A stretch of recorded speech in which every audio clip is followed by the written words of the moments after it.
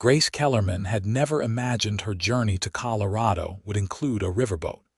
But here, she stood on the wobbling deck of the Prairie Rose, watching the town of Jerome materialize through the morning mist like something from a fever dream.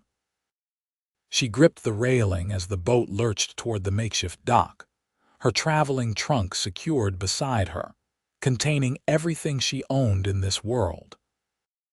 The letter in her pocket had specified she would arrive by train, but floods had washed out the tracks 50 miles east, forcing passengers onto this ramshackle vessel that smelled of fish and engine grease.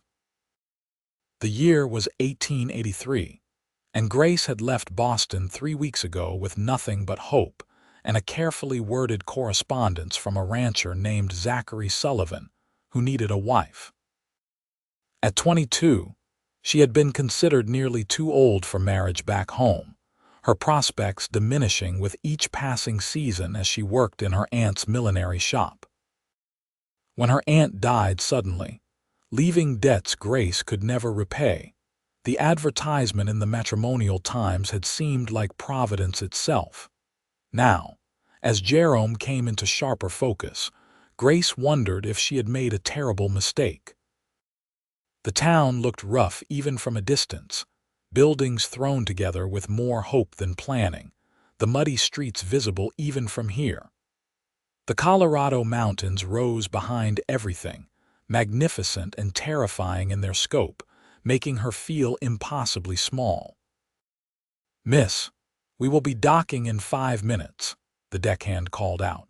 A boy who could not have been more than 15, his face still smooth despite his attempts to appear worldly. Grace nodded, smoothing down her traveling dress, knowing it was hopelessly wrinkled after days of hard journey.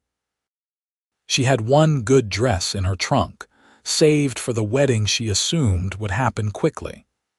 Mail-order marriages were practical arrangements, after all. Zachary Sullivan had been honest in his letters about needing help with his ranch, about the loneliness of frontier life, about wanting children to carry on his legacy. She had been equally honest about her circumstances, her lack of family, her basic education and skills in sewing and cooking. The boat bumped against the dock with enough force to make Grace stumble. Strong hands caught her elbow, and she turned to thank the deckhand, but he had already moved away to secure the ropes. The dock itself was crowded with people, though calling it a crowd was generous. Perhaps 20 souls waited, some clearly there for cargo, others scanning the passengers with open curiosity. Grace spotted him immediately. Zachary Sullivan stood apart from the others, his height making him easy to pick out even in a larger gathering. He wore clean dungarees and a worn leather vest over a blue shirt, his hat in his hands revealing dark hair that needed cutting. His face was weathered from sun and wind, strong-featured, with a straight nose and a firm jaw shadowed with stubble. He was watching the train station visible a few hundred yards away, his expression concerned, clearly expecting her to arrive on rails rather than water. She gathered her courage, lifted her skirts to navigate the gangplank the crew was positioning, and made her way onto solid ground. Her legs felt strange after so many days of traveling, first by real train, then by this boat, as if the earth itself had become unreliable. "Excuse me," she said, approaching the tall man. "Are you Zachary Sullivan?" He turned, and she watched surprise register on his face, followed quickly by something that might have been relief. His eyes were gray, she noticed, the color of storm clouds over the Atlantic. He was perhaps 27 or 28, she guessed, with the kind of build that came from actual labor rather than gymnasium exercises. "I am," he said, his voice deeper than she had imagined during all those weeks of wondering. "And you must be Grace Kellerman, though I confess I was not expecting you from that direction." He glanced at the riverboat, then back at her, a small smile playing at the corner of his mouth. "The floods," Grace explained, suddenly self-conscious about her appearance, her wind-tangled hair, the mud on her hem. They washed out the eastern tracks. We were transferred to the boat at Riverside Station. I sent a telegram, but perhaps it did not arrive in time. No telegram reached me, Zachary said, but any path that brings you works just fine in my estimation. He said it simply, without flourish, but something in his tone made Grace's breath catch.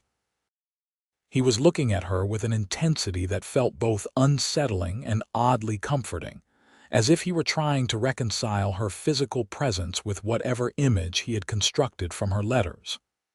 "I apologize for the confusion," Grace said, feeling the need to fill the silence that followed. "No apology needed." Zachary seemed to remember himself, gesturing toward the boat. "Do you have luggage? I have a wagon just there." He pointed to a sturdy-looking wagon hitched to 2 horses, both dark bays that stood patiently despite the commotion around them. "A trunk," Grace said. "The brown one with brass corners." Zachary moved with efficient purpose, shouldering through the small crowd to speak with the crew unloading cargo. Grace watched him heft her trunk as if it weighed nothing, his shoulders straining the fabric of his shirt. He carried it to the wagon and secured it with practiced movements, then returned to her side. "The ranch is about an hour outside town," he said. "We can stop at the general store if you need anything, or the hotel has a decent dining room if you are hungry."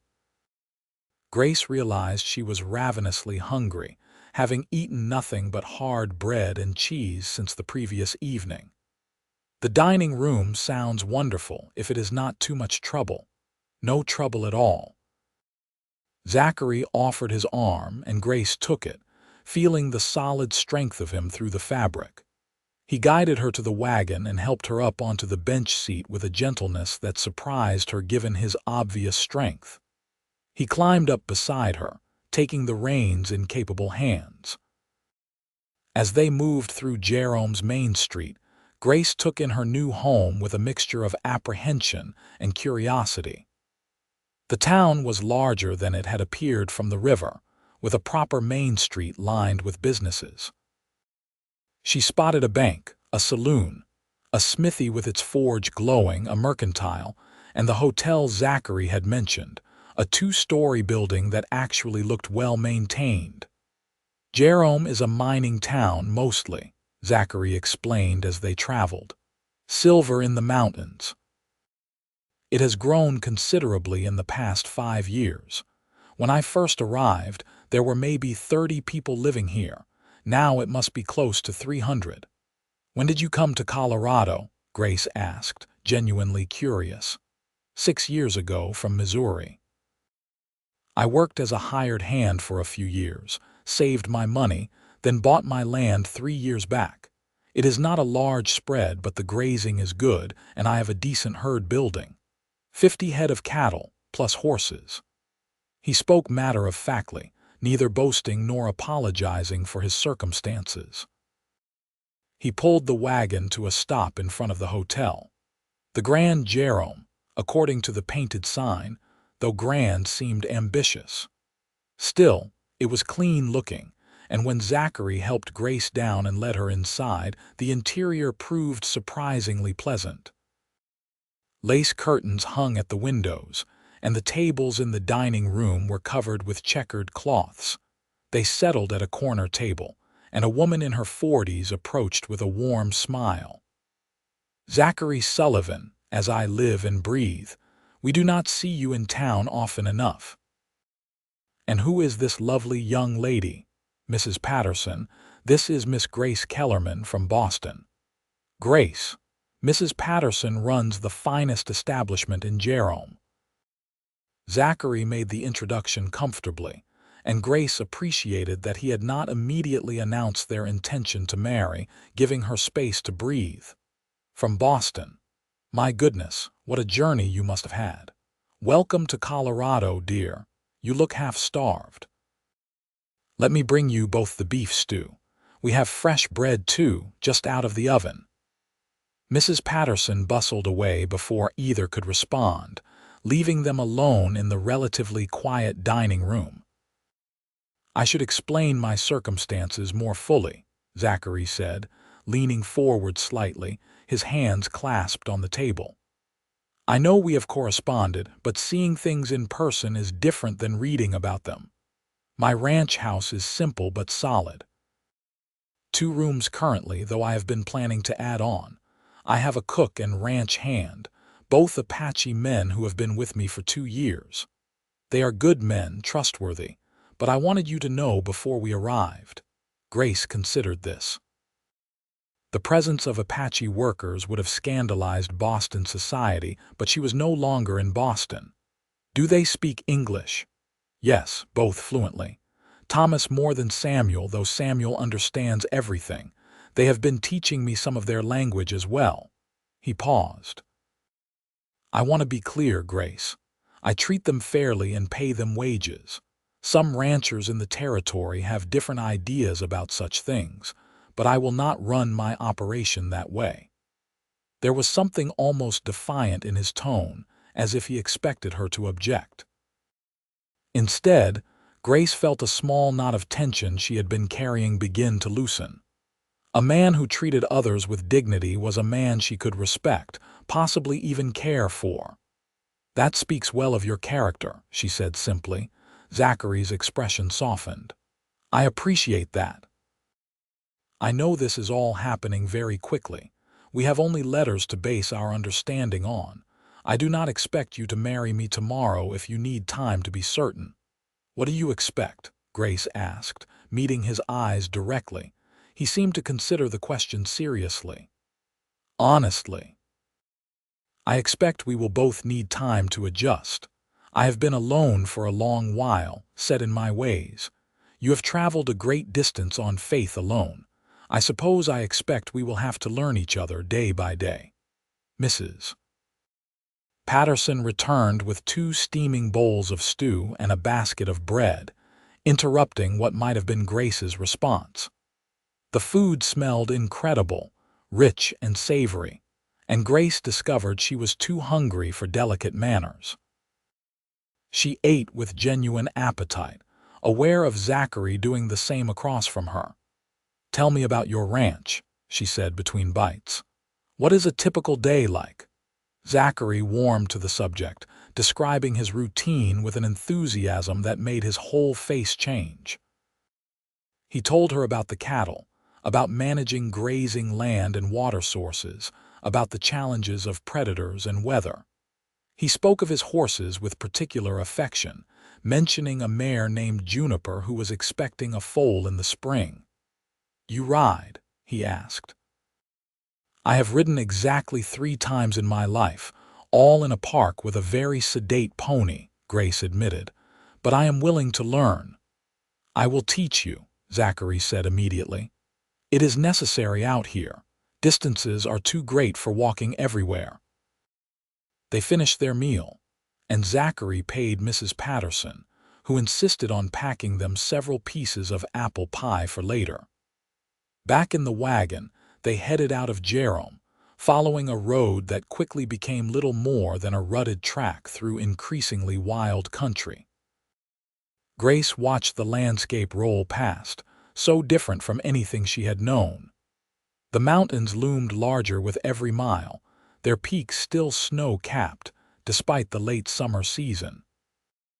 Scrub, brush, and prairie grass stretched in every direction, broken by occasional stands of cottonwood trees marking where water ran. The sky seemed impossibly vast, a blue so deep it almost hurt to look at. "It is beautiful," she said softly, surprised to find she meant it.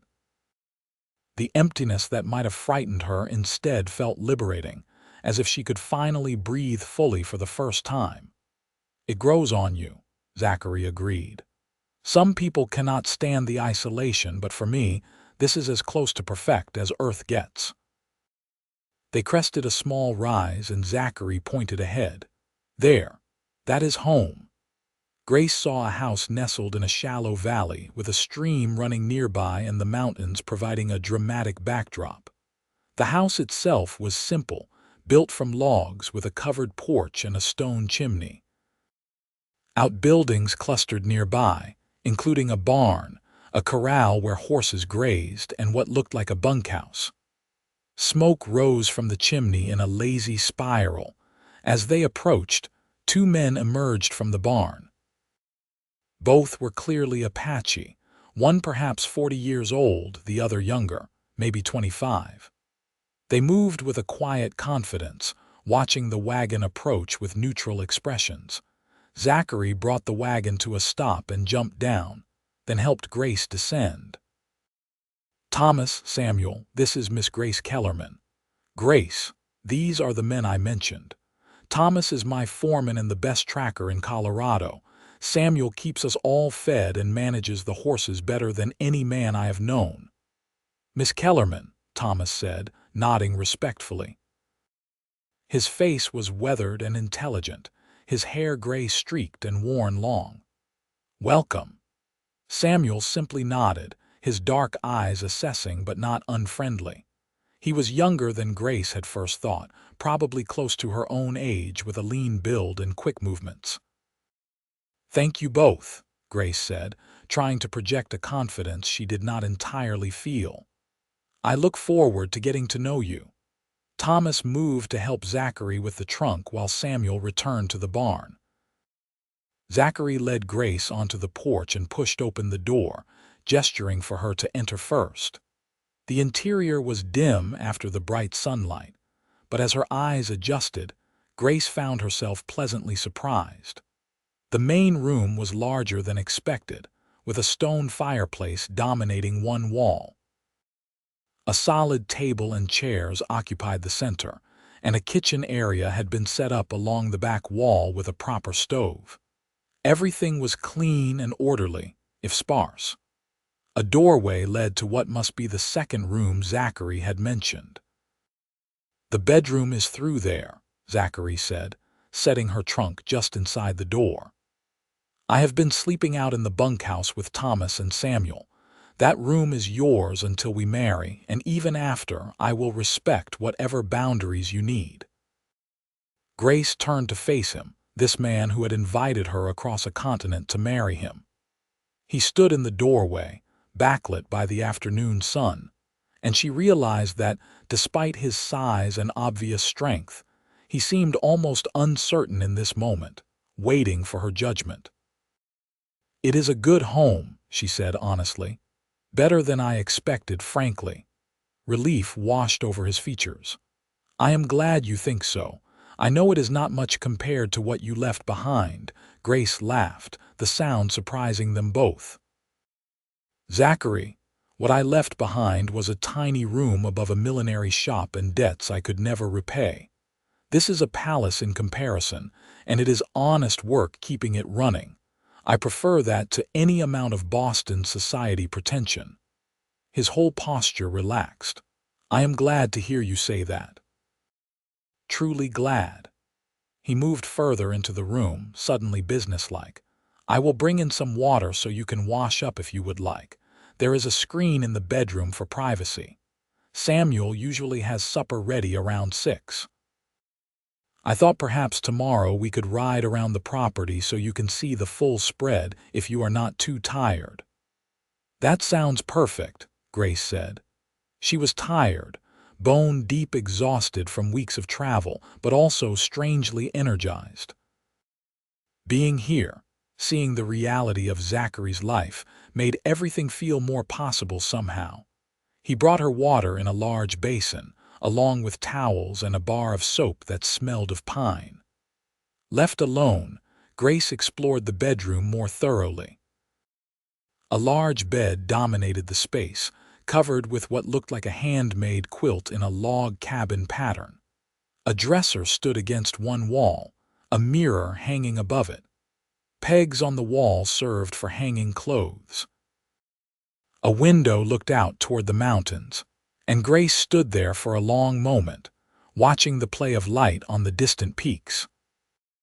She washed away the worst of the travel grime, changed into a simpler day dress from her trunk, and attempted to do something with her hair, which had been tortured by wind and boat spray into a state that would have mortified her aunt. Finally, she gave up and simply braided it into a single plait down her back. When she emerged, the house was empty, but she could hear voices outside.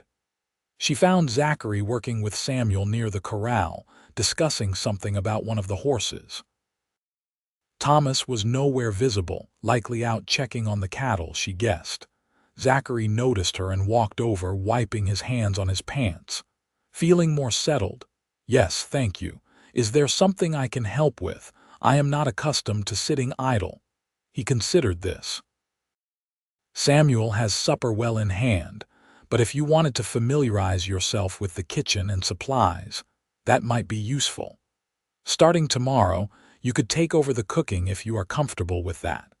Samuel would probably appreciate being able to focus more on the horses.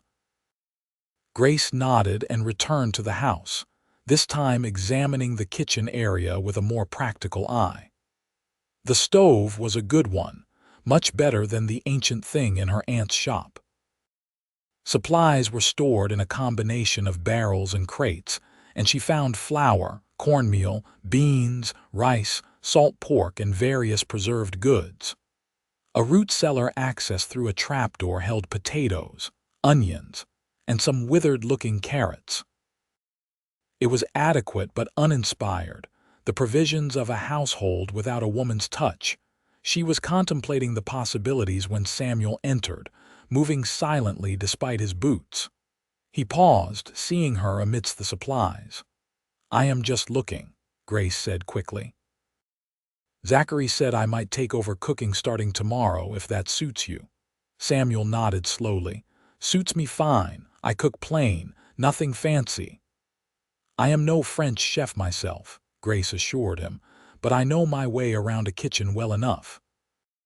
He almost smiled, she thought, though it was hard to tell. "Good. Men are tired of my beans." Over the next hour, Grace and Samuel worked in a surprisingly comfortable silence, preparing supper together.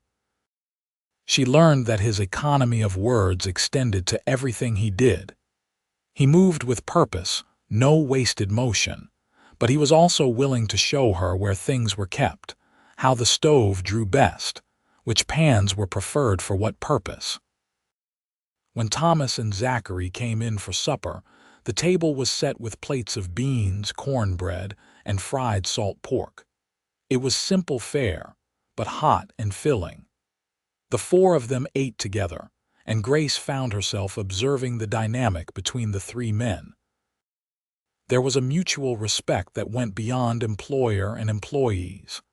They consulted with each other, joked quietly, functioned as a unit. "Miss Kellerman," Thomas said during a lull in conversation, "Zachary mentioned you have not much riding experience." "Virtually none," Grace admitted. "I am hoping to remedy that." "Samuel is the better teacher," Thomas said. "More patient than Zachary or myself. If you are willing, he could work with you while Zachary and I handle the cattle." Grace glanced at Samuel, who gave a small shrug. "Can teach," he said simply. "I would appreciate that very much," Grace said, meaning it. After supper, Zachary walked Grace back to the house while Thomas and Samuel cleaned up, apparently an established rotation. The sun was setting, painting the sky in shades of orange and purple that seemed impossible, colors too vivid for reality. "How are you truly feeling about all this?"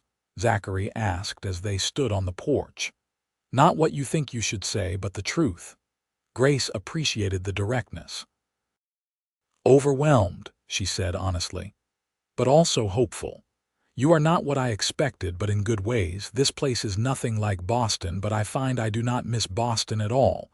Is that strange after only a few hours?" "Not strange," Zachary said softly. "Some places feel right immediately. Some people too, I think." He held her gaze for a moment, and Grace felt something shift between them, a recognition of possibility. "I should let you rest," he said, stepping back. "Tomorrow will be a full day. If you need anything during the night, the bell on the porch there will bring one of us running."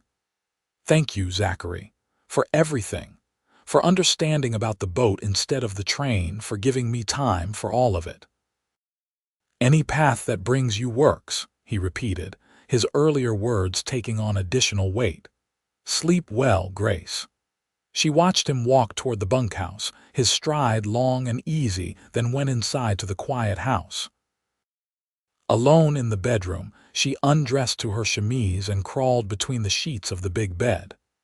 The mattress was stuffed with something that smelled sweet, maybe prairie grass or hay, and the quilt was heavy and warm. Despite her exhaustion, sleep did not come immediately. Grace lay in the darkness, listening to unfamiliar sounds. Horses nickering in the corral, an owl calling from somewhere nearby, the creek burbling over stones. No city noise, no voices from other apartments, no rattle of carriage wheels on cobblestones, just the wild sounds of the frontier. She thought about Zachary's gray eyes, the way he moved with such confidence in his own domain, the gentleness in his hands when he helped her from the wagon. She thought about his willingness to give her time, his respect for his workers, the way he spoke about this land with such affection.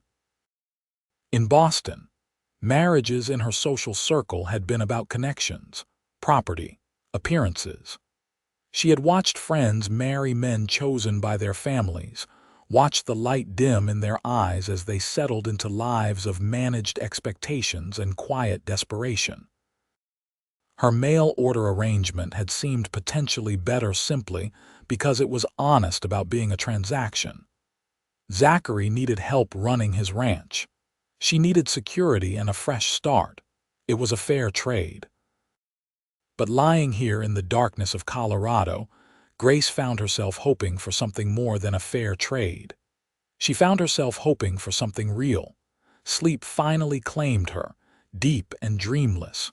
Morning arrived with shocking brightness, sunlight streaming through the window. Grace woke disoriented, taking several seconds to remember where she was. She dressed quickly in her simplest dress, one that had seen her through travel, and emerged to find the house still empty but coffee already made on the stove, kept warm. She poured herself a cup, savoring the strong, bitter taste, and was contemplating breakfast when the door opened and Zachary entered, hat in hand. "Morning," he said, looking pleased to see her. "I hope the coffee is all right. Thomas made it, and he tends toward strong." "It is perfect," Grace said. "What time do people usually eat breakfast?" "Early, usually. Sunup or just before. But we let you sleep in today, figured you needed the rest." He poured his own coffee. "How did you sleep?" "Better than I expected, actually. It is quiet here." "Too quiet for some people," Zachary said. "The silence can be unsettling if you are not used to it." "I think I could get used to it very easily," Grace said. She moved to the kitchen area. "Let me make breakfast. It is the least I can do." Zachary did not argue, settling at the table to watch as she familiarized herself with the stove and supplies. She made flapjacks and fried eggs, calling the other men in when it was ready. Samuel gave her an approving nod when he tasted the flapjacks, which felt like high praise given his usual economy of expression. After breakfast, Zachary announced his and Thomas's intention to ride out to check the northern pastures, where some of the cattle had been grazing. "Should be back by mid-afternoon," he said. "Samuel will work with you on riding if you are ready for that." Grace nodded, trying to quell her nervousness. She had been honest about her limited experience with horses, which had been sedate affairs with a groom leading the pony. This would clearly be different. Samuel brought around a gentle-looking mare, gray dappled with white, who stood quietly while he explained the parts of the saddle and bridle. Grace listened intently, determined not to be a helpless city woman. "This is Dove," Samuel said, running a hand down the mare's neck. "Gentle, smart, good for learning." Grace approached slowly, letting the horse sniff her hand as Samuel had instructed. Dove's nose was velvet soft, her breath warm. "Hello, Dove," Grace said softly. Samuel showed her how to mount, explaining the mechanics clearly. It took Grace 3 tries to actually get into the saddle with any grace, and once there, she felt impossibly high off the ground. The mare shifted her weight, and Grace grabbed the saddle horn with both hands. "Relax," Samuel said. "Horse feels your fear. Be calm." Easier said than done, but Grace forced herself to breathe slowly, to loosen her death grip slightly.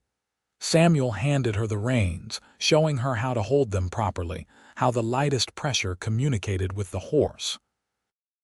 They spent the next hour in the corral, with Samuel teaching her the basics of walking, turning, stopping. He was patient, repeating instructions without frustration when Grace made mistakes, offering quiet praise when she got something right. Gradually, Grace felt her confidence building. Dove seemed to understand she was a novice, responding gently to even Grace's awkward cues.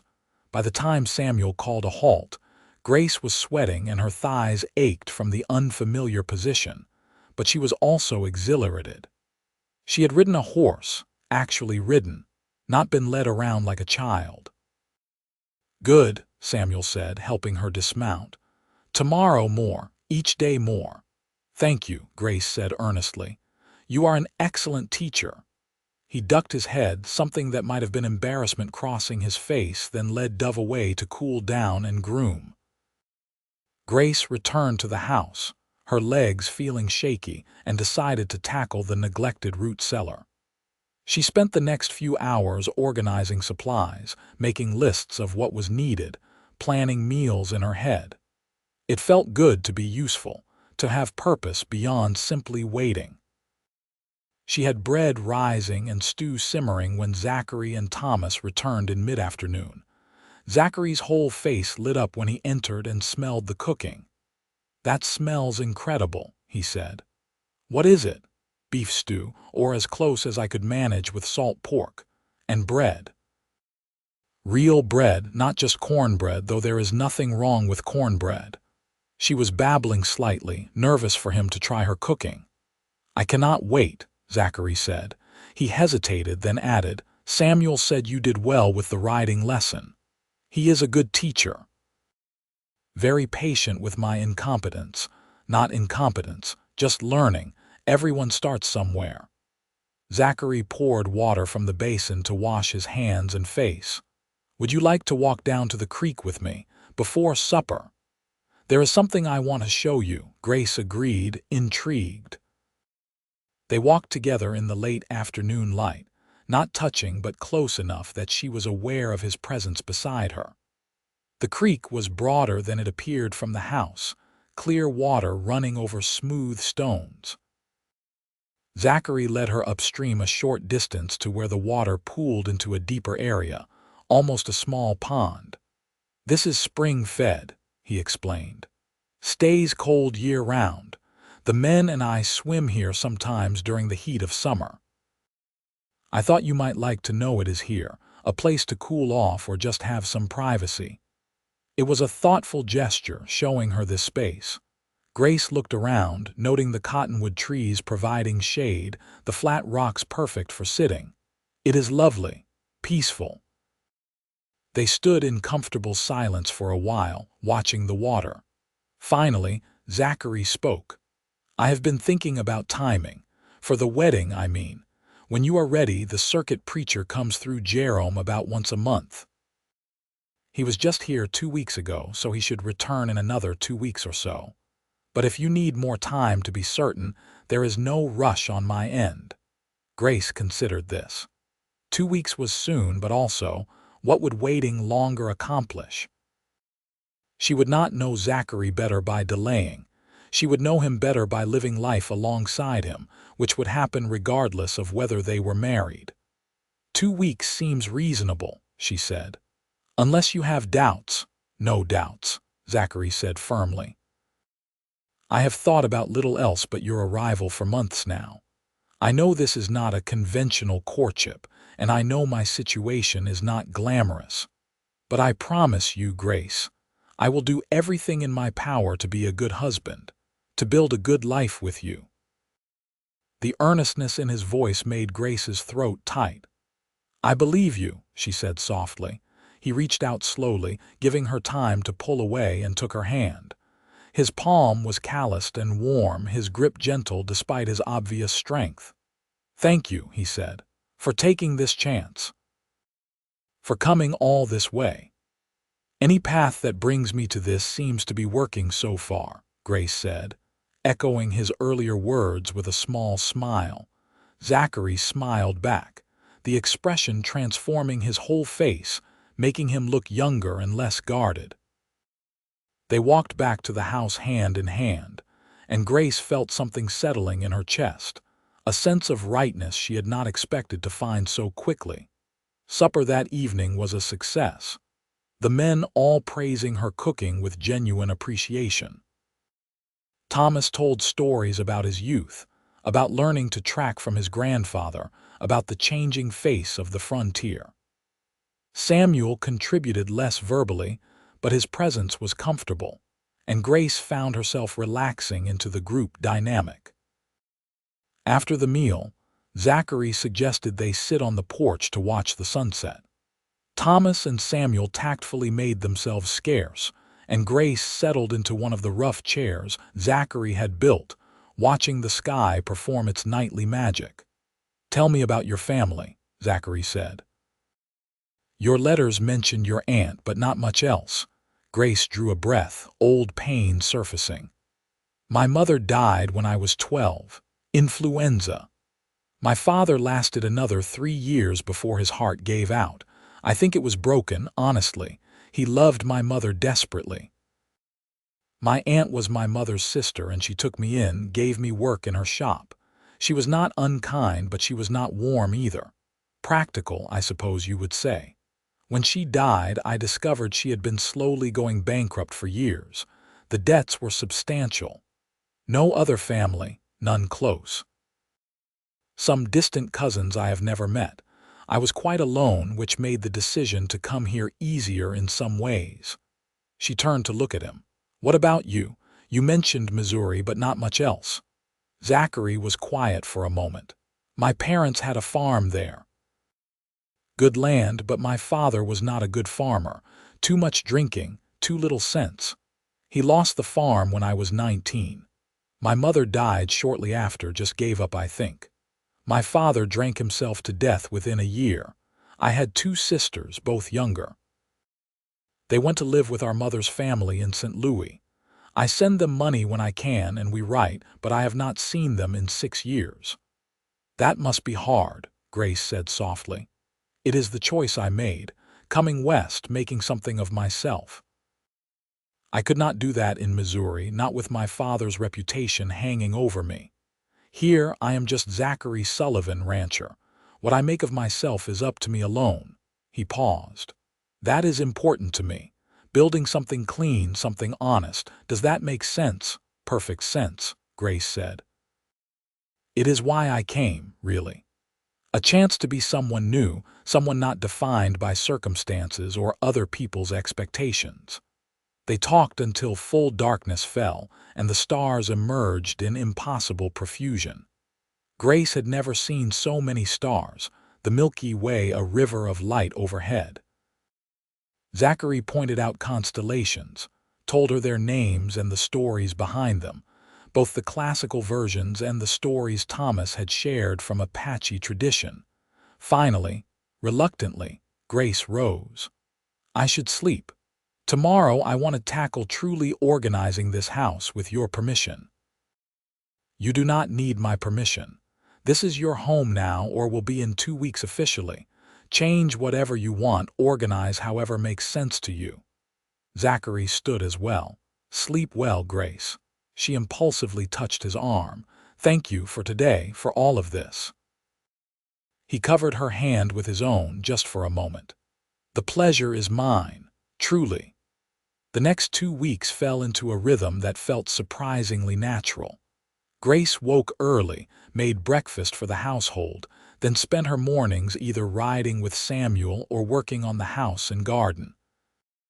She discovered a vegetable plot behind the house that had been neglected and set about reclaiming it, planting late-season crops that might still produce before the first frost.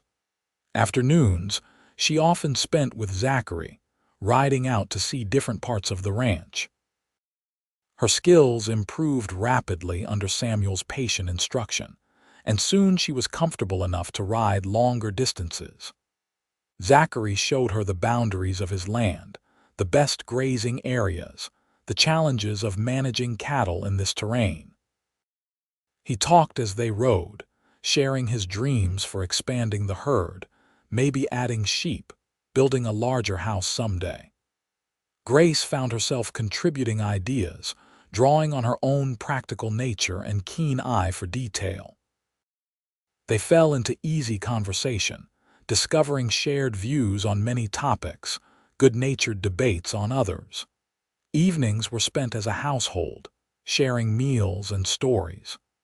Grace taught Thomas a card game her father had loved, and soon they had regular tournaments going. Samuel revealed an unexpected talent for whittling, creating small animal figures that were remarkably lifelike. Zachary worked on ranch accounts and planning, but always made time to sit with Grace on the porch after supper, talking until the stars emerged. They did not speak much about the impending wedding, but it hung between them, a promise and a question both. Zachary remained respectful of her space, never pushing for more than she offered, but Grace felt the tension growing nonetheless. Not uncomfortable tension, but awareness. The brush of his hand helping her down from a horse, the way he looked at her across the table, the sound of his voice in the darkness as they talked. The night before the preacher was due, Grace lay awake for a long time. Tomorrow she would become Zachary Sullivan's wife. The reality of it felt enormous. She had known this man barely 2 weeks, and yet in that time she had come to respect him deeply, to appreciate his steadiness, his integrity, his dry humor. She enjoyed his company, looked forward to their conversations. When he smiled at her, she felt warmth spread through her chest. Was that love? Or simply the foundation on which love might be built? Grace was not certain, but she was certain of her decision. Tomorrow she would marry him, and she would work to make their partnership into something real and lasting. Morning arrived, gray and threatening rain. Grace dressed in her best gown, a blue silk that brought out her eyes, and pinned her hair up carefully. She looked at herself in the mirror and saw a stranger, someone braver than the woman who had left Boston. Thomas and Samuel had ridden to town early to make sure the preacher was indeed arriving and to handle some supply purchases. Zachary knocked on her door mid-morning, dressed in clean clothes she had not seen before, his hair still damp from washing. "You look beautiful," he said simply when she emerged. "You clean up well yourself," Grace responded, and was rewarded with one of his rare, full smiles. They rode to town together in the wagon, sitting close on the bench seat. The threatened rain held off, though the clouds remained heavy and dark. Jerome was busier than Grace remembered from her arrival. Saturday always brought people from outlying ranches and farms, Zachary explained. They would have an audience for their wedding, whether they wanted one or not. The preacher, a weathered man named Reverend Hayes, met them at the small church building that also served as the schoolhouse during the week. Mrs. Patterson was there, having appointed herself witness and coordinator. She fussed over Grace's dress, pinned a makeshift bouquet of wildflowers to her bodice, and generally managed everything with cheerful efficiency. Thomas and Samuel arrived, both looking uncomfortable in slightly cleaner versions of their usual clothes. A handful of townspeople filtered in, curious about Zachary Sullivan's mail-order bride. Grace felt their eyes on her, heard whispered speculation, but held her head high. The ceremony itself was simple. Reverend Hayes had clearly performed many such marriages, practical unions forged on the frontier. He spoke about partnership, about building a life together, about the challenges and rewards of matrimony. Grace and Zachary stood side by side, repeating vows that were standard but felt weighty nonetheless. Do you, Zachary Sullivan, take this woman to be your lawfully wedded wife, to have and to hold from this day forward for better or worse, for richer or poorer, in sickness and in health, until death do you part? I do, Zachary said clearly, his gray eyes steady on Grace's face. Do you, Grace Kellerman, take this man to be your lawfully wedded husband, to have and to hold from this day forward for better or worse, for richer or poorer, in sickness and in health, until death do you part? Grace's voice was equally clear. I do. Zachary produced a simple gold band, which he slid onto her finger with hands that shook slightly. Grace realized he was nervous, this man who faced down dangerous cattle and wild country without flinching. The discovery made her feel tender toward him. By the power vested in me by the territory of Colorado, I now pronounce you husband and wife. Zachary, you may kiss your bride. Zachary leaned in slowly, giving Grace time to prepare, and pressed his lips to hers gently. It was brief, almost chaste, but Grace felt the impact of it through her whole body. Her first kiss. She was 22 years old and had just experienced her first kiss, and it was from her husband of 30 seconds, Mrs. Patterson insisted on hosting a small reception at the hotel, which turned into a larger gathering as more townspeople joined. There was cake and punch, and a fiddler appeared from somewhere, providing music. Grace found herself swept into conversation after conversation, meeting people whose names she would never remember, accepting congratulations and well wishes. Zachary stayed close, his presence a steady anchor in the social chaos. He introduced her proudly, his hand resting lightly on the small of her back, a claim and a comfort both. Thomas approached mid-afternoon, speaking quietly to Zachary. Storm coming. Should head back before it hits. Zachary nodded and made their excuses to Mrs. Patterson, who packed them food to take home despite their protests. The ride back to the ranch was quick, racing the darkening clouds. They made it just as the first fat raindrops began to fall. Thomas and Samuel headed to the bunkhouse while Zachary helped Grace down from the wagon.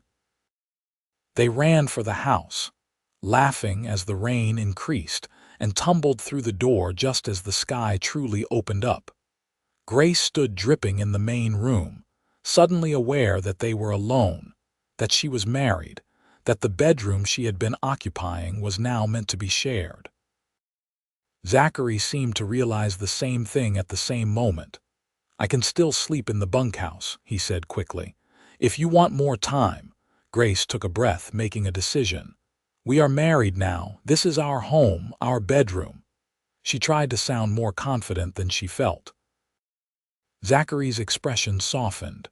Grace, I am not going to rush you. We have all the time in the world to figure this out. I know, she said, and I appreciate that, but we are both adults. We both entered this marriage with our eyes open. I do not want you sleeping in the bunkhouse like we are strangers. He moved closer, reaching up to tuck a strand of wet hair behind her ear. We are not strangers anymore, are we? No, Grace agreed, very aware of how near he was, of his hand still lingering near her face. We are not strangers. The rain pounded on the roof, creating a cocoon of sound around them. Zachary cupped her face gently, searching her expression. Tell me if you want me to stop, he said softly, then kissed her again. This kiss was different from the brief one at the ceremony. This was longer, deeper, Zachary's mouth moving against hers with growing confidence as Grace responded.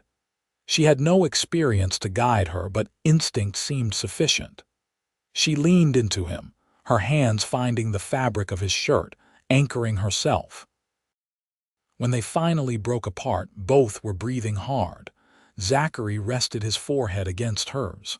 "I have been wanting to do that properly since you first stepped off that boat," Grace laughed shakily. "I am glad you waited for the wedding." "Barely," he admitted. He stepped back slightly, visibly collecting himself. "We should get out of these wet clothes. I will give you privacy to change." He retreated to the main room while Grace went into the bedroom, her heart racing. She changed into her nightdress and wrapper with trembling hands, then sat on the edge of the bed, waiting. Outside, the storm raged. Inside, she felt like her own personal storm was building. Zachary knocked softly before entering, giving her that small courtesy. He had changed into clean trousers and a simple shirt, his feet bare. He looked younger somehow, less guarded. "Are you all right?" he asked, remaining near the door. "Nervous," Grace admitted, "but all right." He moved slowly to sit beside her on the bed, careful to leave space between them. "I am nervous too, if it helps." Grace looked at him in surprise. "You are. I want this to be good for you. I do not want to hurt you or frighten you. That is a significant amount of pressure for a man who has been alone for quite some time." He said it with wry humor, but she heard the genuine concern underneath. She reached for his hand, lacing their fingers together. "We will figure it out together. That is what marriage is, right? Figuring things out together." Zachary raised her hand to his lips, kissing her knuckles gently. "When did you become so wise?" "I have my moments." He drew her closer, and Grace went willingly, letting him guide her into another kiss. The nervousness did not disappear entirely, but it receded as they explored this new intimacy, learning each other's responses. Zachary was patient and gentle, checking repeatedly that she was comfortable, that she wanted to continue. Outside, the storm eventually passed, leaving the world washed clean.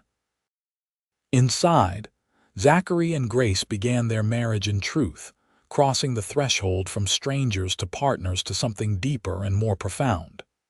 Afterward, Grace lay curled against Zachary's side, her head on his chest, listening to his heartbeat slow.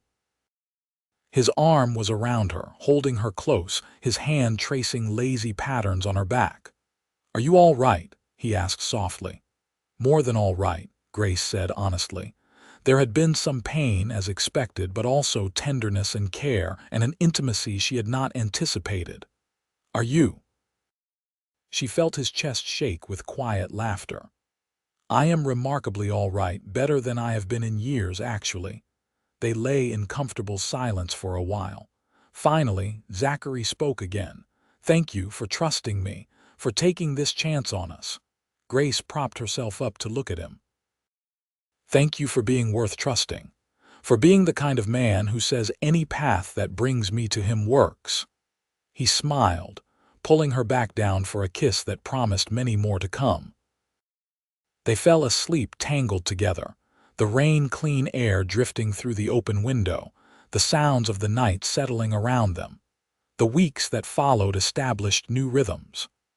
Grace woke in Zachary's arms each morning, a luxury she had not known to anticipate. They would lie together in the gray pre-dawn light, talking quietly before the day's demands intruded. Then came the bustle of preparing breakfast, the morning chores, the work that defined ranch life.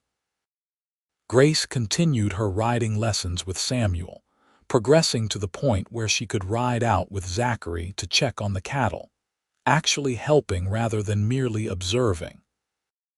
She learned to spot signs of illness in the herd, to identify which calves belonged to which cows, to understand the complex ecosystem that made the ranch function.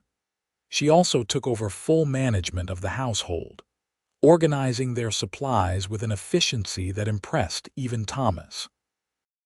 She planted a proper herb garden near the kitchen, started plans for expanding the vegetable plot come spring, and began sewing curtains for the windows from fabric purchased on their weekly trips to Jerome. The town had embraced her, more or less. Mrs. Patterson appointed herself Grace's primary friend, introducing her to the other respectable women in Jerome. Grace attended a quilting circle, church services when Reverend Hayes was in town, and occasional social events at the hotel. Some of the women were kind and welcoming. Others were more reserved, their glances sliding toward Thomas and Samuel when they visited the ranch, their silence speaking volumes about their views on Zachary's choice of employees.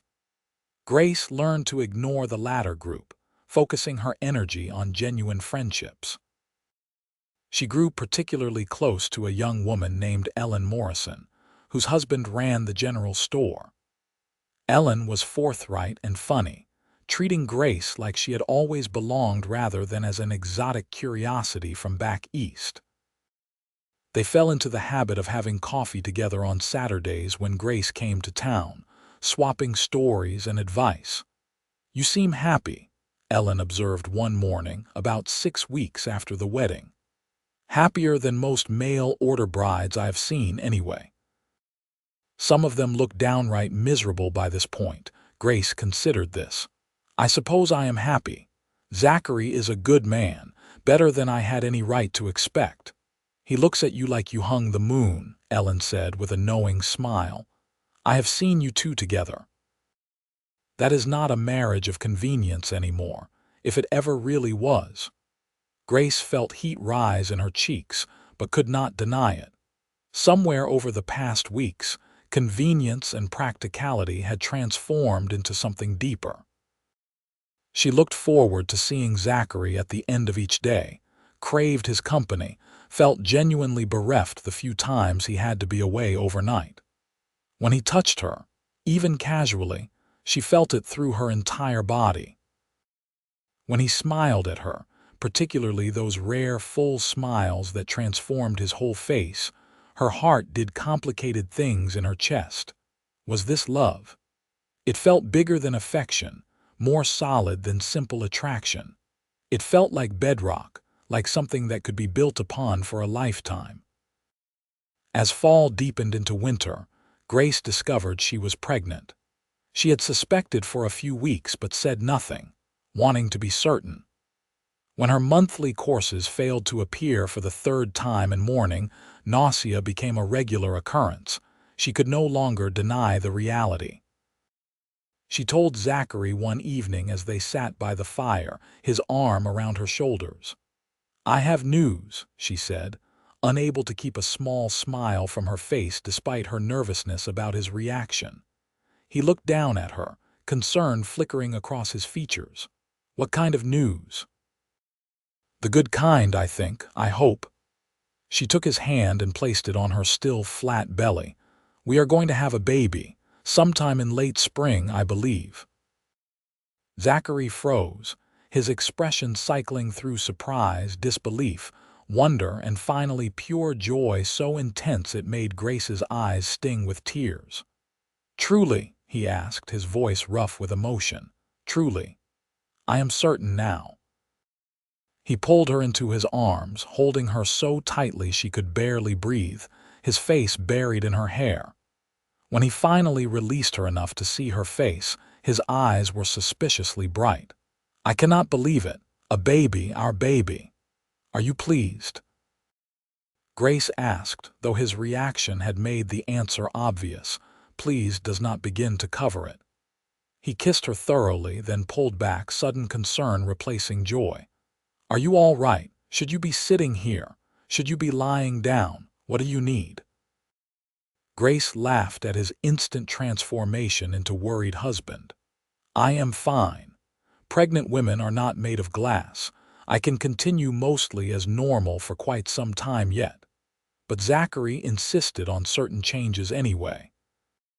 He forbade her from lifting anything heavy, assigned Samuel the task of keeping an eye on her when Zachary had to be away, and treated her like she might shatter at any moment. It was simultaneously frustrating and endearing. Thomas and Samuel received the news with their own versions of pleasure. Thomas offered quiet congratulations and began carving a cradle from a beautiful piece of cedar he had been saving. Samuel said nothing but appeared the next day with a small carved horse, clearly meant for a child, which he placed shyly on the table beside Grace's plate. Winter set in properly, bringing snow that transformed the landscape into something from a fairy tale. The work became harder, requiring constant effort to keep the cattle fed and the pipes from freezing. Grace learned the particular challenges of frontier winters, the isolation when storms made travel impossible, the endless battle against cold. But she also learned the beauty of it, the crystalline perfection of fresh snow, the way the mountains glowed pink in the alpenglow, the cozy warmth of the house at night, the four of them sitting around the fire, telling stories while wind howled outside. Christmas came, and Grace made it special despite their limited resources. She baked special breads and cookies, sewed small gifts for everyone, decorated the house with pine boughs and dried berries.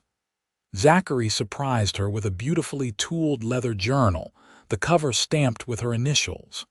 "For recording things," he said, almost shy.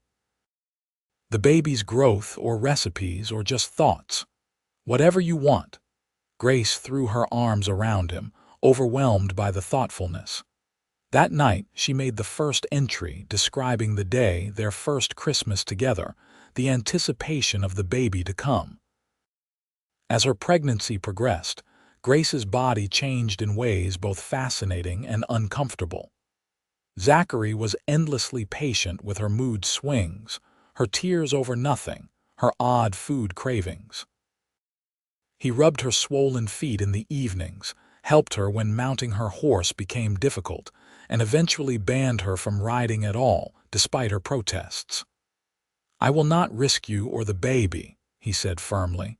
"You can argue all you want, but on this, I will not budge." Grace grumbled but secretly appreciated his protectiveness. As spring approached and her belly swelled undeniably large, she felt increasingly ungainly and nervous. Childbirth was dangerous, particularly out here with no doctor nearby. The nearest physician was a full day's ride away in a larger town, too far to be practical. Mrs. Patterson, learning of Grace's condition, visited the ranch in early April. "I have delivered more babies than I can count," she announced, "including several mail-order bride babies, if you want the truth. You will be fine, dear, but I am going to check on you regularly and make sure you know what to expect." True to her word, Mrs.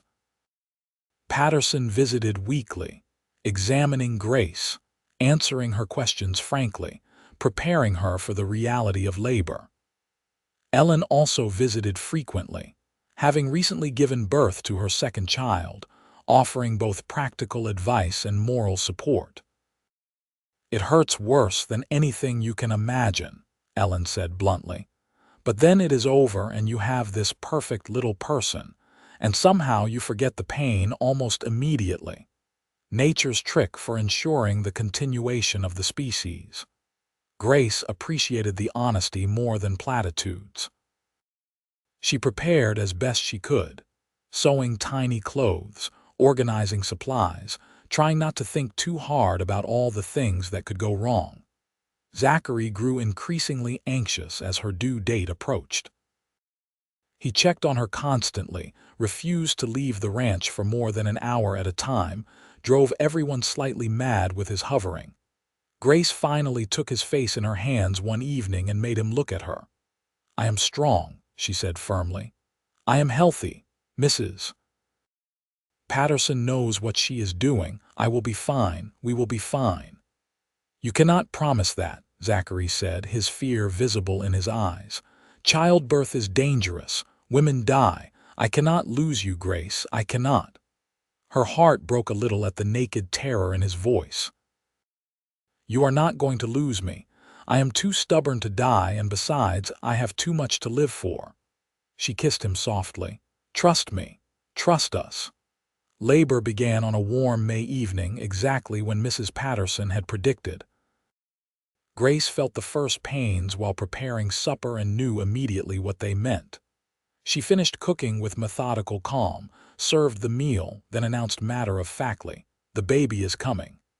Zachary, please ride to town and fetch Mrs. Patterson.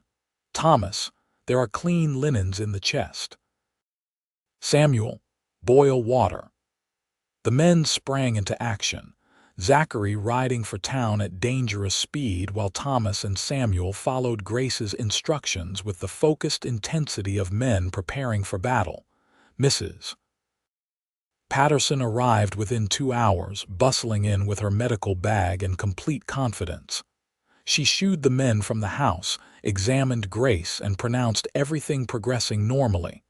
"First babies take their time," she said. "Settle in, dear. This will be a long night." She was right. Labor stretched through the night and into the next morning, waves of pain that built and crested and built again. Grace walked, squatted, leaned against the wall, trying every position Mrs. Patterson suggested. Ellen arrived sometime around dawn, offering encouragement and cool cloths for Grace's forehead. Outside, Zachary paced the porch, refusing to leave despite being forbidden from the room. Grace could hear his footsteps, back and forth, endless and anxious. During the moments between contractions, she wanted to comfort him, but there was no comfort available. This was a journey she had to make alone, a passage he could not help with no matter how desperately he wanted to. Finally, as morning sunlight slanted through the bedroom window, Mrs. Patterson announced it was time to push. Grace, exhausted beyond measure, found reserves she did not know she possessed. She pushed with everything in her, guided by Mrs. Patterson's firm instructions, supported by Ellen's hand in hers.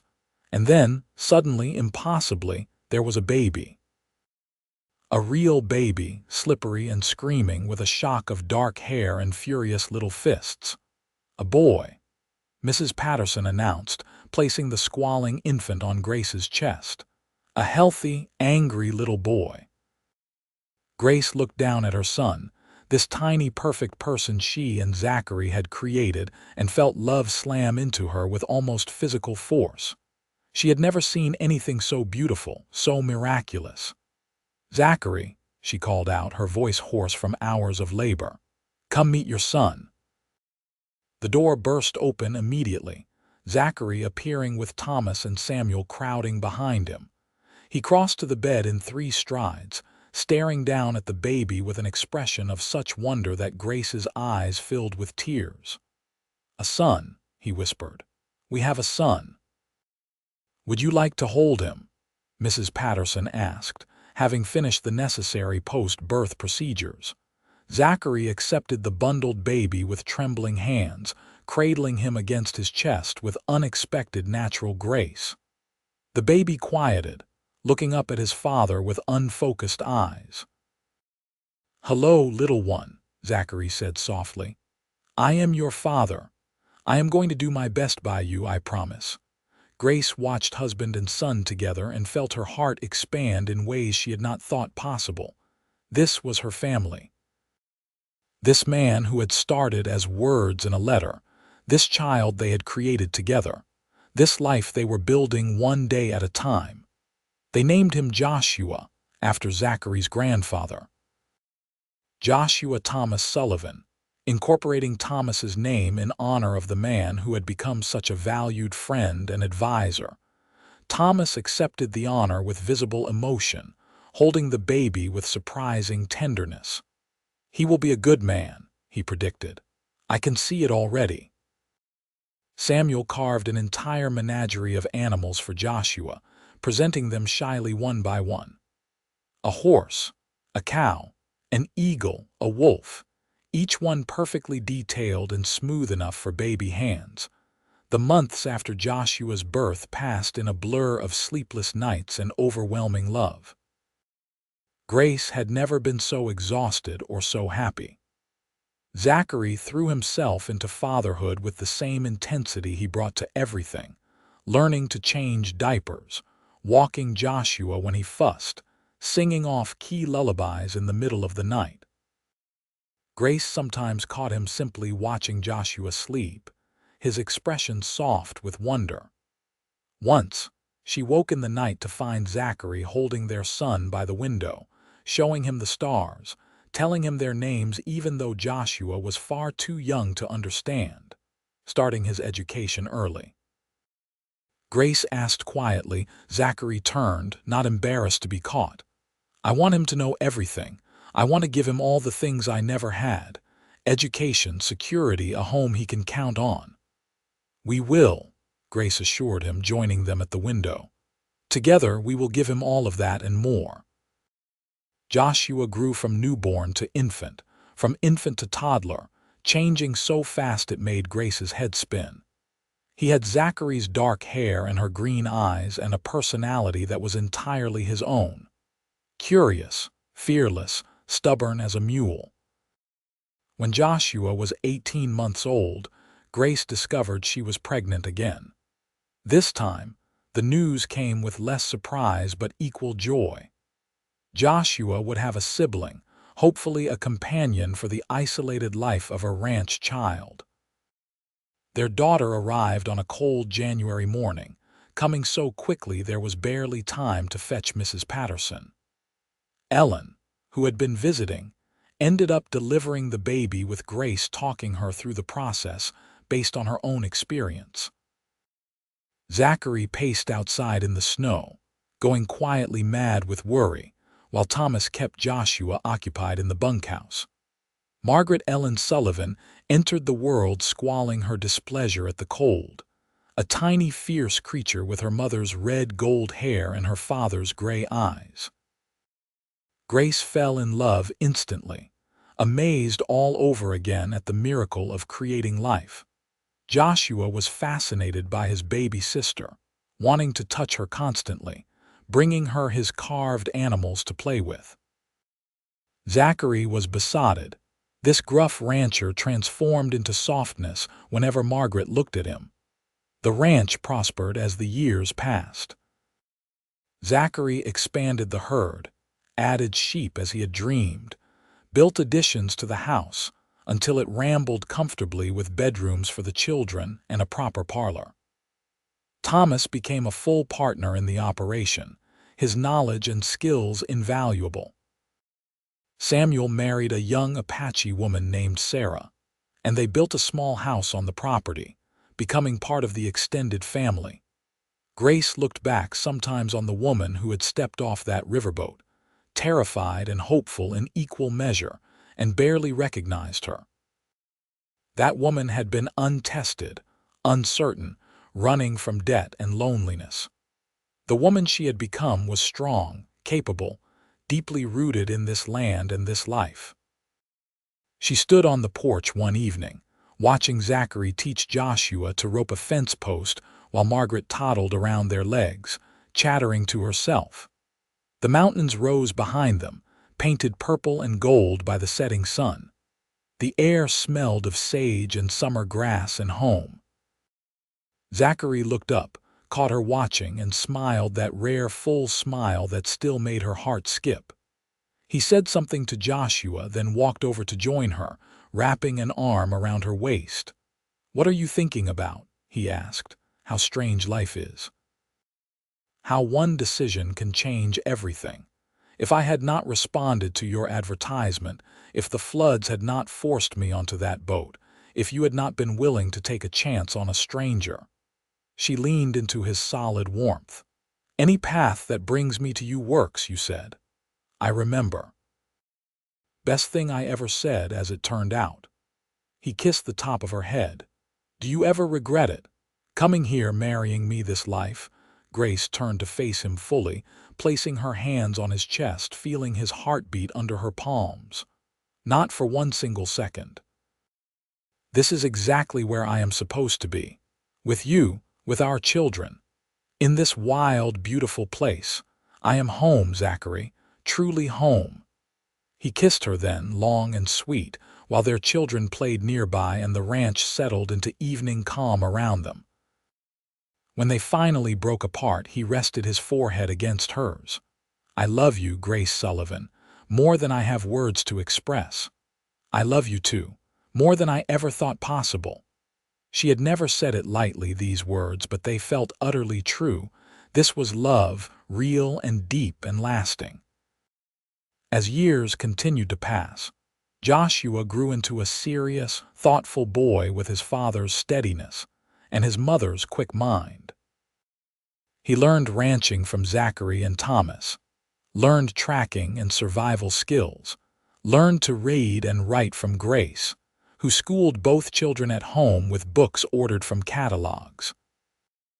Margaret was her opposite, wild and fearless, more comfortable on horseback than on her own feet, always exploring something she should not, giving her parents equal amounts of pride and terror. She had her mother's stubborn independence and her father's intensity, a combination that suggested interesting teenage years ahead. When Joshua was 10 and Margaret 8, Grace gave birth to twin boys, Isaac and Ethan. The household, already lively, became downright chaotic. Zachary hired additional help as the ranch grew, but the core remained the same: family, chosen, and blood both. Thomas aged gracefully, his hair going fully white, his face creasing with laugh lines. He remained a steady presence, teaching all the children with infinite patience, sharing his wisdom and stories. Samuel and Sarah had 3 children of their own, and the two families intertwined completely, celebrating holidays together, helping with each other's work, creating a community within the larger isolation of ranch life. Jerome grew as well, transforming from rough mining town to a proper small city with schools, churches, paved streets, and regular train service. Grace sometimes rode in with Zachary and the children, seeing how much had changed since that day she had stepped off the riverboat, uncertain and afraid. Ellen remained her closest friend, their children growing up together, their lives paralleling in many ways. They sat together at quilting circles, at church services, at school programs, sharing the quiet satisfaction of women who had built good lives through hard work and love. Grace turned 40 and then 45, her body softer now, her hands calloused from work, her face lined by sun and laughter. Zachary's dark hair went gray at the temples, his body still strong but moving with a bit more care than in his youth. They had been married over 20 years, and Grace could not imagine her life without him. Sometimes, lying in bed at night with his arms around her, she thought about how improbable this all was. A mail-order bride arrangement transforming into deep, abiding love. A desperate escape from debt becoming a life of purpose and meaning. A stranger becoming the person who knew her better than anyone ever had. "What are you thinking?" Zachary would ask, feeling her wakefulness. "Just how lucky I am," she would answer. "How perfect this turned out to be." And he would hold her tighter, kiss her temple, whisper his own gratitude into the darkness. Joshua left for university when he was 18, studying agriculture and business, planning to return and help expand the ranch into something even larger. Margaret declared her intention to stay and work the ranch, having no interest in cities or conventional female pursuits. The twins were still young, but already showing distinct personalities. On their 25th wedding anniversary, Zachary surprised Grace with a trip to Denver, their first real journey away from the ranch since the children had been born. They stayed in a proper hotel, ate at restaurants, attended a theater performance. It was exciting and interesting, but by the 3rd day, both were homesick for the ranch, for the children, for the rhythms of their life. "I think we are hopeless," Grace said, laughing at their mutual eagerness to return home. "Hopeless is not the word I would use," Zachary countered. "Content, maybe, settled, knowing what matters." What mattered was family, was land and legacy, Was honest work and simple pleasures? Was love built slowly over years, tested by hardship, deepened by shared joy and sorrow? They returned to the ranch to find everything running smoothly under Thomas's supervision and the children's help. Grace walked through her home, touching familiar objects, settling back into her life with profound relief.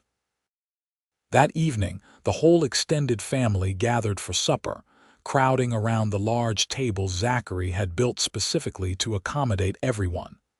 Thomas and his occasional lady friend from town, Samuel and Sarah and their children, Grace and Zachary and their four. The noise was tremendous, everyone talking over each other, laughter and arguments and the comfortable chaos of people who loved each other. Grace looked around the table, seeing her life reflected in all these faces. Joshua, so earnest and capable. Margaret, wild and bright. The twins, still young but already finding their places. Thomas, who had been there since the beginning. Samuel and Sarah and their family, woven into the fabric of their lives. And Zachary at the head of the table, his eyes meeting hers across the chaos with perfect understanding. Her husband. Her partner. Her great love.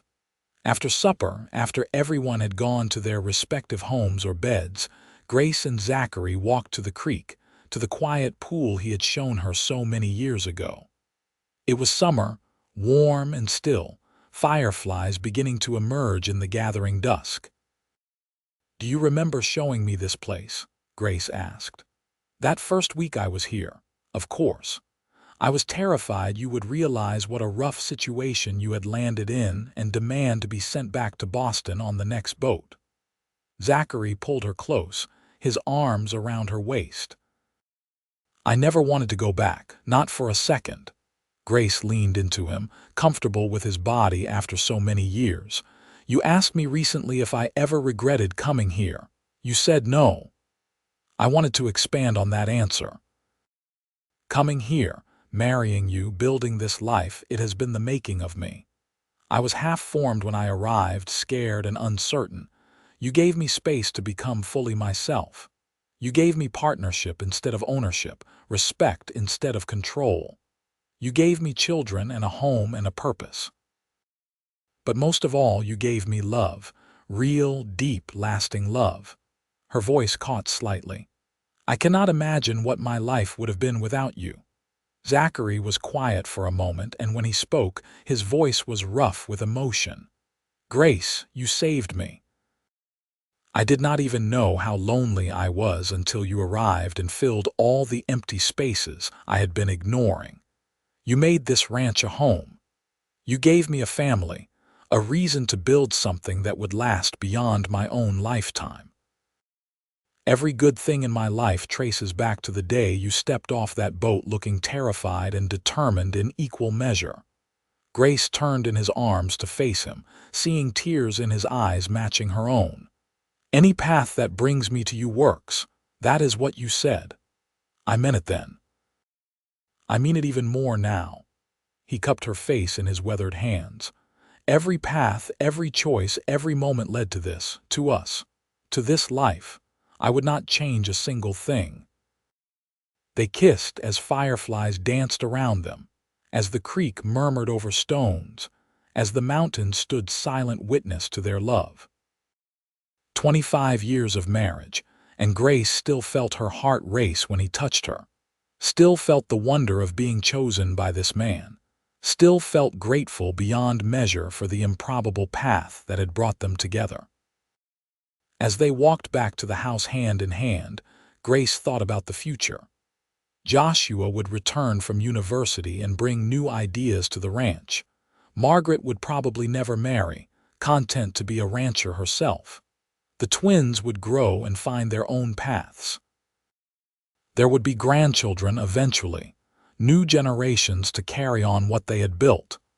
But whatever came, she and Zachary would face it together as they had faced everything.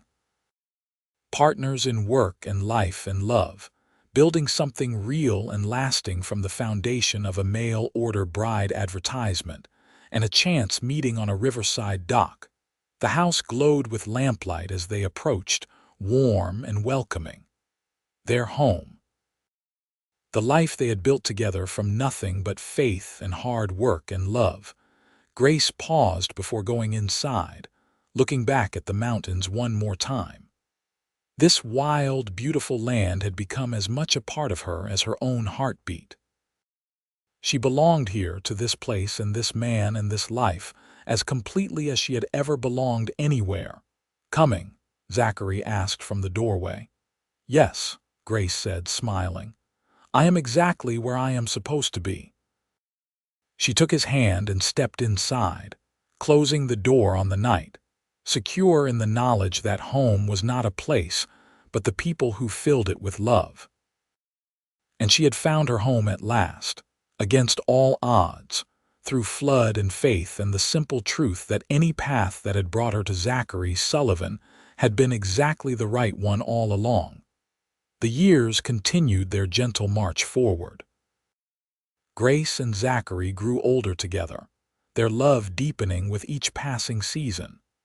They faced challenges as all couples do, arguments and misunderstandings, difficult times when cattle prices fell or drought threatened the ranch. But they faced everything together, never doubting the foundation they had built.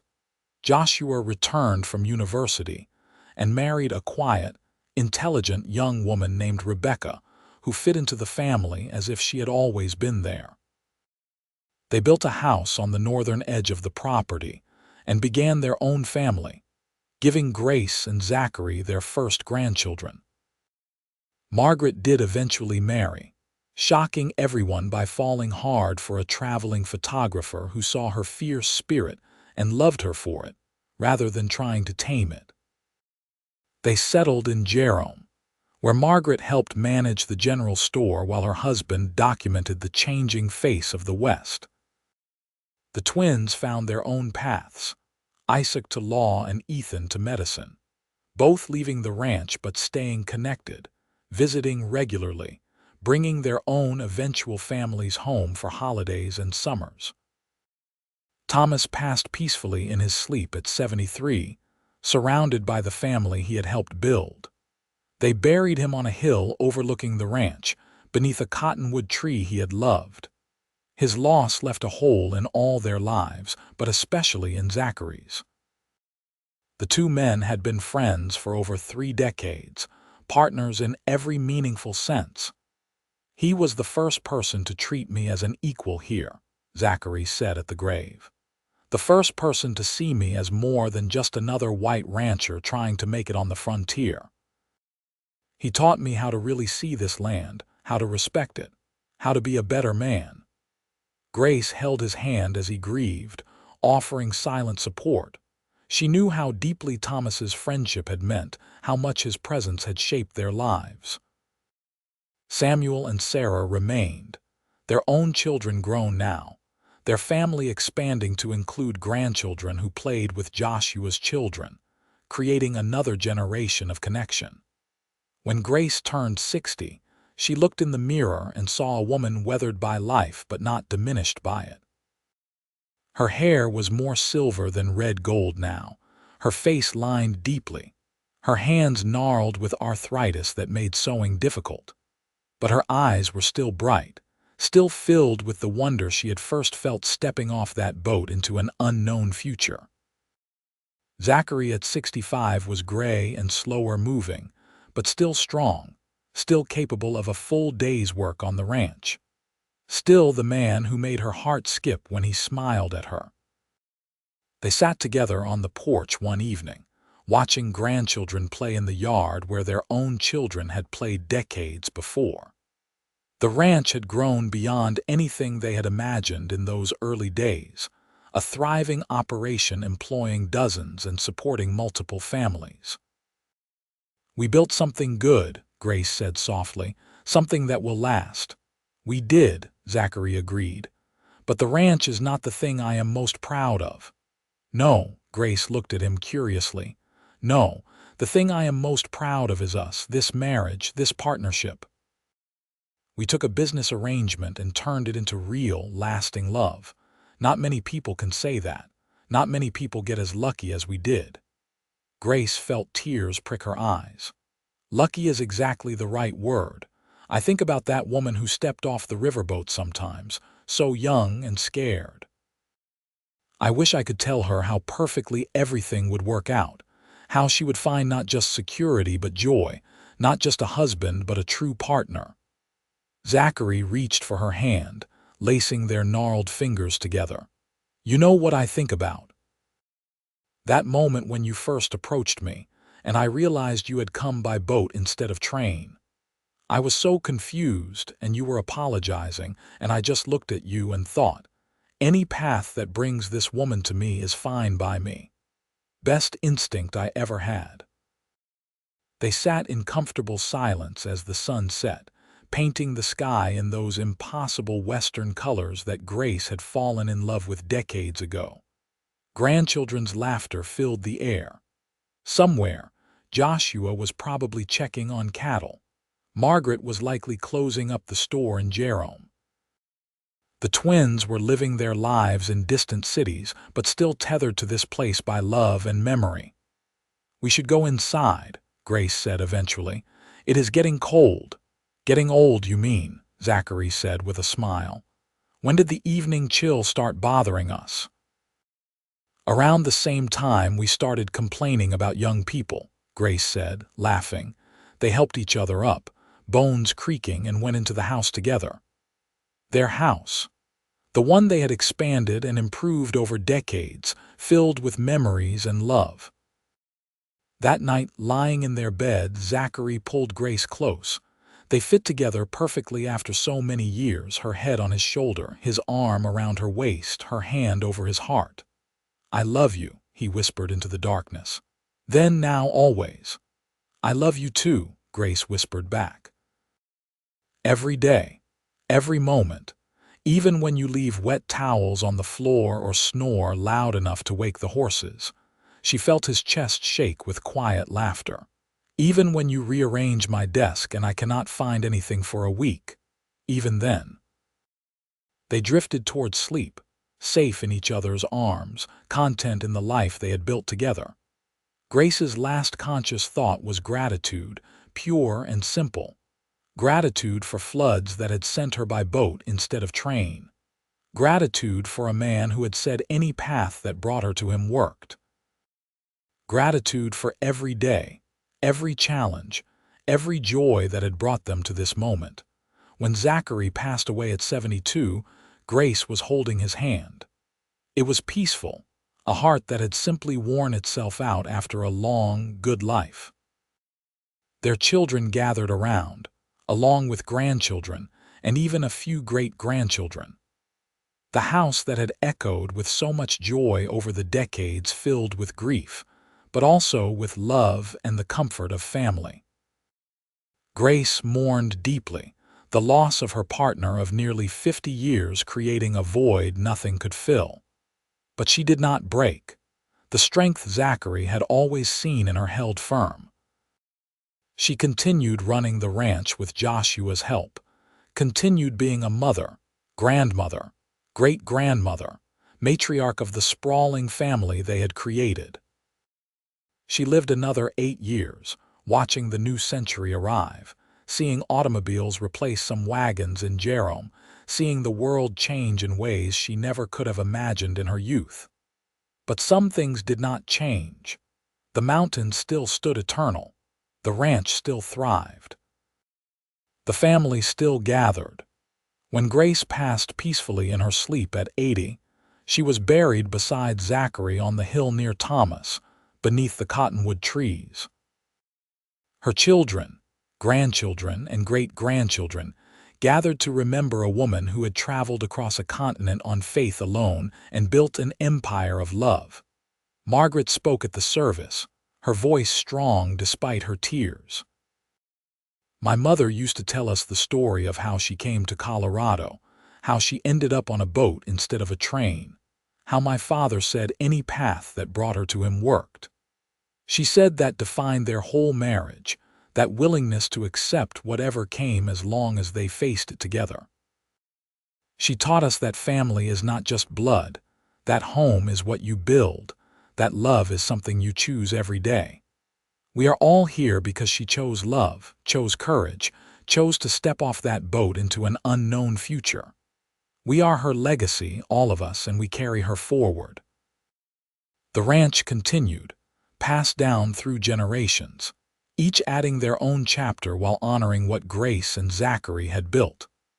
The story of the mail-order bride who arrived by boat became family legend, told and retold, the foundation myth of their dynasty.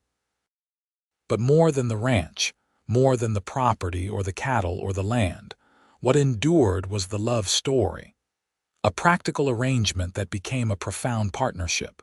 Two strangers who became soulmates. A journey that began with letters and loneliness and ended with a lifetime of joy. Any path that brings you to love works. Zachary had said it casually, not knowing how prophetic those words would become. But Grace had understood immediately, recognizing in that simple statement a whole philosophy of life. It did not matter how you arrived at love, what twists and turns the journey took. What mattered was that you arrived. What mattered was that you recognized it when it found you. What mattered was that you chose it, nurtured it, built a life around it. Their love story was not dramatic by the standards of novels. There were no villains to defeat, no dramatic rescues, no grand gestures. Just two people choosing each other, day after day, year after year. Just the steady accumulation of shared moments, shared struggles, shared joys. Just the miracle of two lives intertwining so completely that they became inseparable. In the end, that was the greatest love story of all. Not the flashy beginning, but the enduring middle and the peaceful end. Not the lightning strike of passion, but the steady burn of commitment. Not the fairy tale, but the real thing, built on work and patience and the daily choice to love. Grace and Zachary Sullivan had built that kind of love. And it lasted long after they were gone, carried forward in the family they had created, the land they had nurtured, the legacy they had left behind. Every descendant who chose love over convenience, every couple who worked through difficulty rather than giving up, every family that gathered on that ranch to remember their roots, they were all testament to what two people had built from nothing but faith and hope, and a mail-order bride advertisement in a Boston newspaper. The path that had brought Grace to Zachary had indeed worked. It had worked beyond anything either could have imagined when they started, beyond the practical arrangement they had envisioned. It had worked magic, creating something precious and lasting and true. And generations later, when descendants told the story of Grace stepping off that boat, of Zachary saying any path that brings you works, they told it as a love story. Because that was what it had been from that very first moment, even if neither had known it yet. A love story waiting to unfold, a perfect future disguised as an uncertain present, a lifetime of joy hidden in a simple choice to take a chance on a stranger. That was the legacy Grace and Zachary left behind. Not just land or buildings or wealth, though those existed, but the legacy of love chosen and nurtured, of family built on foundation of respect and partnership, of a life lived fully and honestly and well. Their story ended, as all stories must, but love like theirs never truly ends. It echoes forward, inspiring and guiding, a light in the darkness for anyone brave enough to take a chance on an unknown path, to step off a boat into an uncertain future, to trust that any path that brings you to love will work exactly as it should. And in the end, as Grace had known all along, that was the only truth that mattered. Love works. Partnership works. Choosing each other every day in every way that works. Their story proved it beyond doubt, beyond question, beyond anything else.